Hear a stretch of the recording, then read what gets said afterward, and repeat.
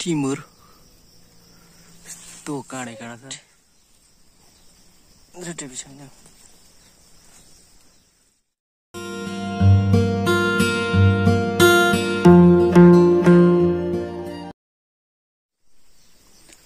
टिम्बुर टिप्नु आएको त्यसका बादे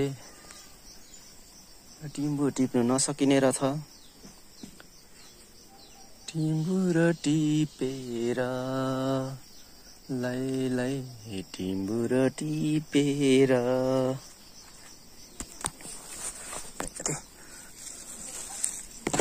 टिम्बुर टिप्दिनु पर्यो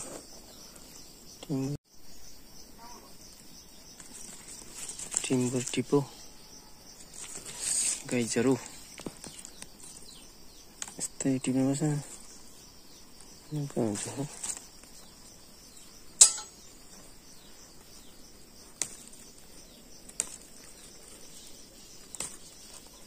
मायामै तालुङमै माया सकिँदैछ हौ माथि छ यस्तो माथि केले तान्नु सुनरेसी चाहिँ आङकोसे भन्छ है यसलाई आङकोसे बनाएर तान्यो यार टिम्बुर काँडै काँडा छ काँडाले घोच्यो भने त मास त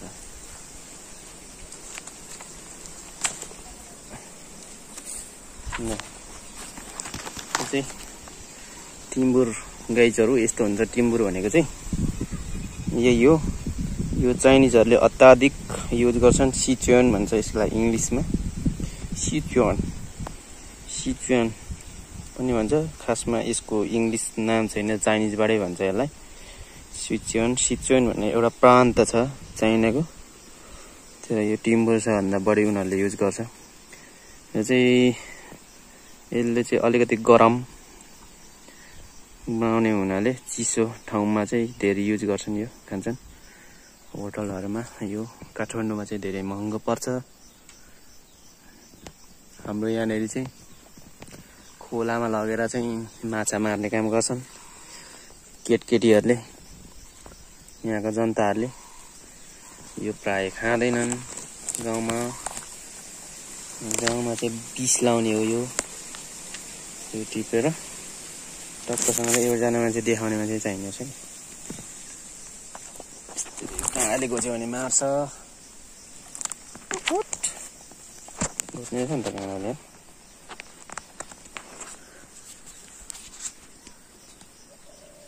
सर फोटो पनि दिउँ न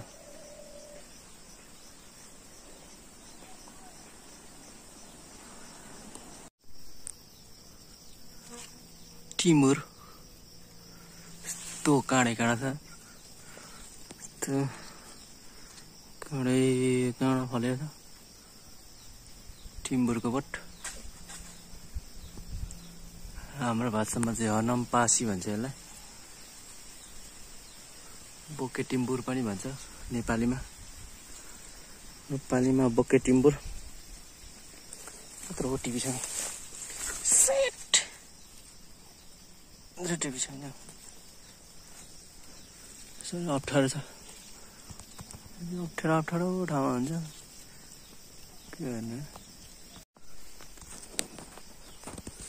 यति भन्दा टिप्न नसकेको हुनाले हिँड्यो छिटो अप्ठ्यारो ठाउँमा माथि टिप्यो त पर्छ सानो टिपा पनि एक महिना जति भयो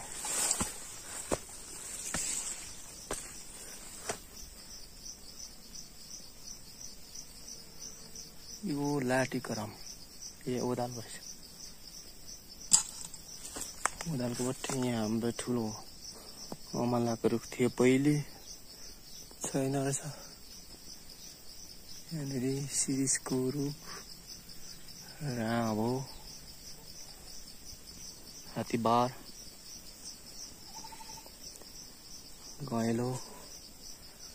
गैँलोको रुख छ टोटोलाको रुख टोटोला फुल्यो फलिरहेछ टाँकी पटमेरो छ यस्तै छ यसको नाम के हो बिर्से मलाई बोट थिएछ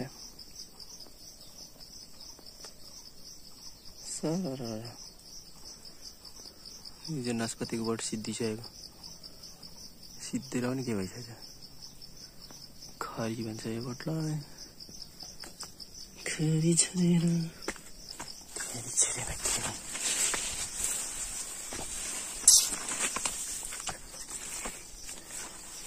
पनि सिद्धै थियो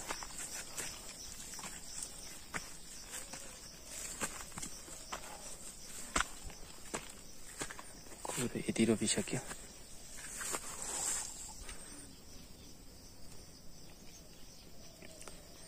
कोदो यति रोपिसकेको छ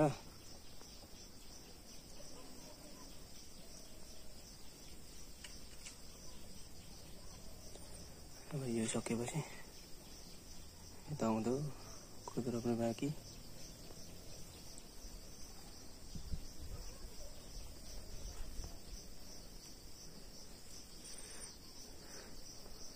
नास्पाती लट्टै फले फेरि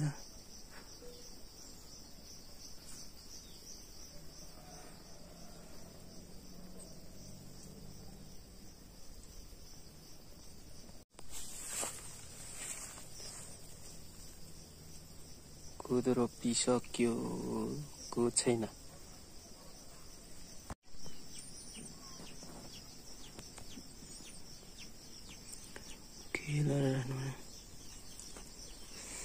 आदरणीय जनसमुदायहरू वर्तमान परिपक्षमा यो चाहिँ चिउरीको रुख हो चिउरीको रुखमा बसेर बाँदर रुँगिरहेको अवस्था छ अहिले चाहिँ बाँदरले अत्यन्त दुःख दिन्छ कहिलेकाहीँ चाहिँ दुःख दिँदैन रहेछ त्यही भएर चिउरीको रुखमा बसेर बाँदर धपाउनु पर्ने छ अनि यो चाहिँ चिउरीको रुख यो चिउरी चाहिँ सालै पछि फल्छ यसपाला फलेन किनकि नफलेको कारणले गर्दाखेरि यसपाला आराखा पनि खान पाइएन त्यही भएर यो आराखा खाँदाखेरि एकदम रमाइलो पनि हुन्थ्यो मिठो पनि हुन्थ्यो जिन्दगीमा देख्न सक्नुहुन्छ तपाईहरु यता मकैबारी छ मकै फलिरहेछ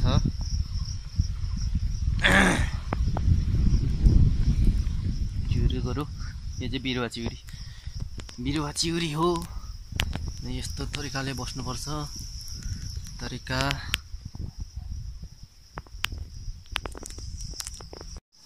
चिउरीको रुख चिउरीको चिल्लो पात सिरने लाउन देऊ बहिनीको दाहिने हात भन्ने चिउरी यही हो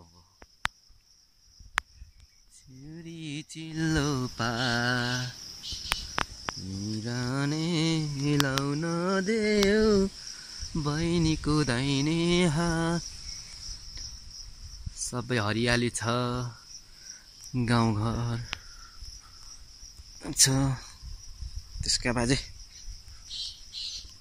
चरा कराइरहेछ तित्रा तीनतिर तित्रा उता पनि चिउरी हुर्किँदैछ त्यसका बाजे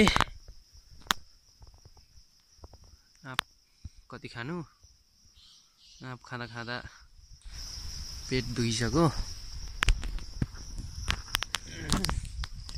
मैले कोदोको ढिँड छ सररर पानी घटामा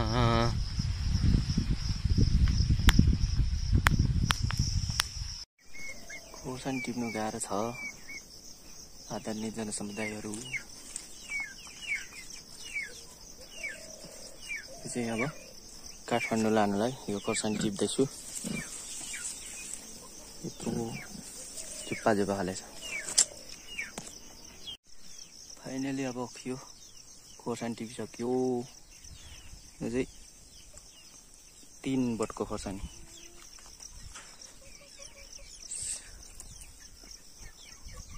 3 बोट छ यहाँनिर खोर्सानी।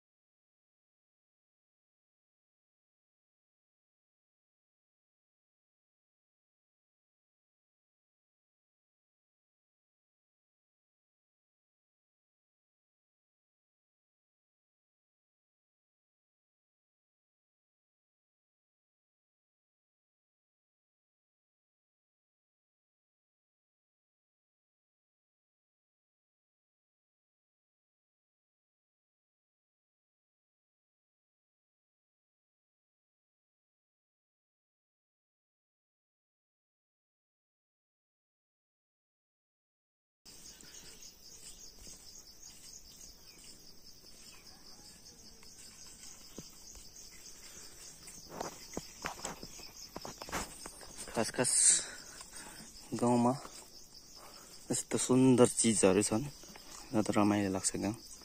अकबारी खोर्सानी यो चाहिँ मैले अस्ति फर्स्ट, यो चाहिँ सेकेन्ड लट टिपेको। सेकेन्ड लट टिप्दाखेरि यस्तो पाकिसकेको छ सेकेन्ड लटमा पनि। यिनीहरू चाहिँ भर्खरै छ,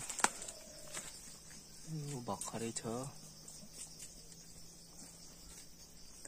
यो पाक्दैछ, यो पनि सबै टिपेर यो चाहिँ काठमाडौँ लाने हो। काठमाडौँ लानुलाई टिपेको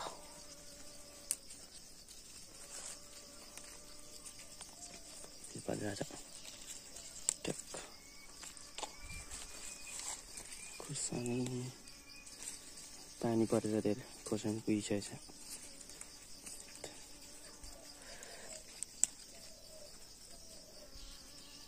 खोर्सानीको बोट पनि ठुल्ठुलो हुन्छ नि।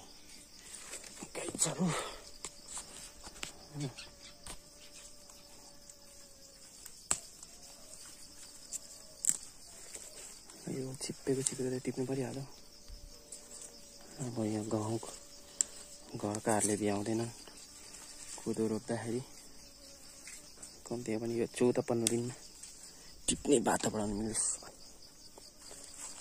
त कुहिएर जान्छ, खेर जान्छ नि हो, खेर जान्छ।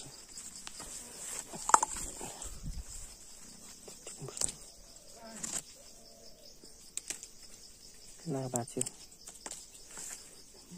नि हो।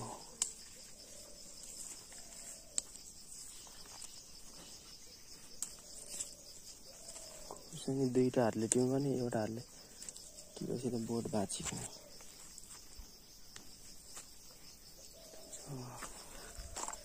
लामो खालको नेपाली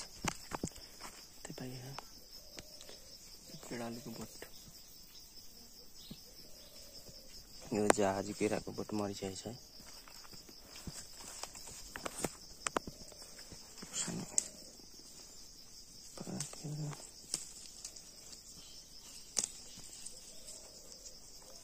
के भइसक्यो सुन्तला खसेर यति भयो। यो 3टा बोट 4टा बोटको अकबरै लामो खोर्सानी छ, धेरै खोर्सानी।